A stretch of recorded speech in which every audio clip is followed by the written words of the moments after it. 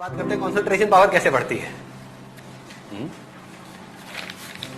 कहते हैं जब पढ़ाई करते हैं तो अगर पीछे आप कोई म्यूजिक ऑन कर लो तो पढ़ाई में ध्यान लग जाता है।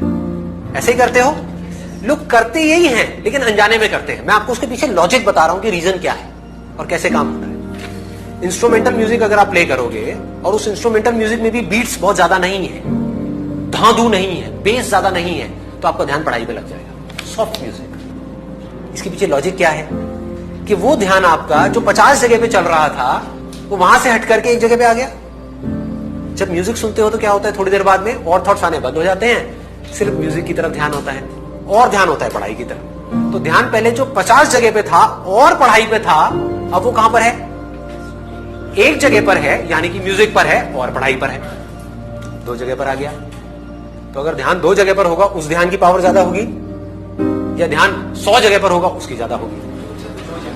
2 जगह पर होगा। अब इस साउंड में देखो क्या होता है।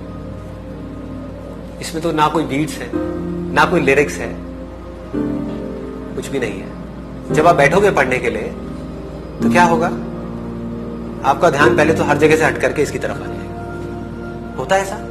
कभी भी नोट करना, आराम से रिलैक्स होकर के बैठो पढ़ने से पहले, इस साउंड की तरफ अपने ध्यान को ले जाओ तो आपका क्या होगा, माइंड थॉट से हट गया, फीलिंग से हट गया, हर जगह से हट गया, साउंड पे आ गया, अब पढ़ने लग जाओ। तो ये साउंड आपका ध्यान पढ़ाई में लगा देगी।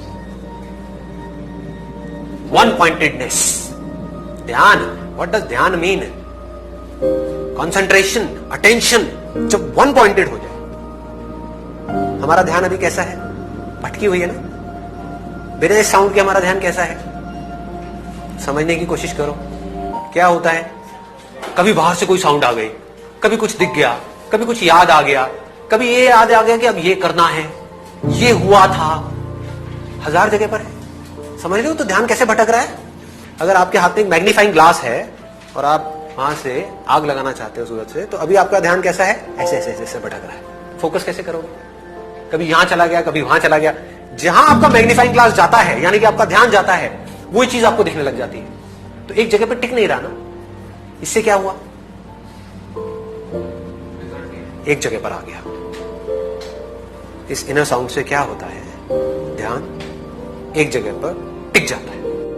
And it is a very very high state. Reason being, अगर आपको इंस्ट्रूमेंटल म्यूजिक सुन रहे हो तो वहां फिर भी कोई फीलिंग है, कोई इमोशन है। आप समझ रहे हो? कुछ ना कुछ है जो आपको डिस्ट्रैक्ट कर सकता है। ये बिल्कुल ही खाली है, जिसको बुद्धिज्म में एम्प्टीनेस बोलते हैं, शून्यता, जीरो। बिना जीरो के मैथमेटिक्स क्या है? जीरो ही है। तो जब तक हमारी लाइफ में ये नहीं है तब तक सब भटका हुआ है। ये आते ही सब कुछ उससे बट गया, एक जगह पर आ गया। कंसंट्रेशन पावर साइंटिफिकली कैसे बढ़ेगी इससे? क्योंकि ये एक ऐसी साउंड है जिससे रिलेटेड आप चाहो भी तो आप कुछ सोच नहीं सकते। एक इंस्ट्रूमेंटल सॉन्ग है, यहां आकर के माइंड मर जाता है। फिर जैसे ही माइंड को एक गोल मिलता है तो माइंड अपनी पूरी एनर्जी उस गोल की तरफ लगा देता है। तो 2 घंटे में जो आप पढ़ाई करोगे, that will be equivalent to 20 घंटे की पढ़ाई उस आदमी के कंपैरिजन में जिसका ध्यान भटका हुआ है। 2 घंटे में जिसका ध्यान 1000 बार भटक रहा है, मान लो शुरू शुरू में आपका भी ध्यान 2 घंटे में 10 बार भटकता है, लेकिन उसका 1000 बार भटक रहा है। या आप ही का पहले 1000 बार भटकता था, अब सिर्फ 10 बार भटका।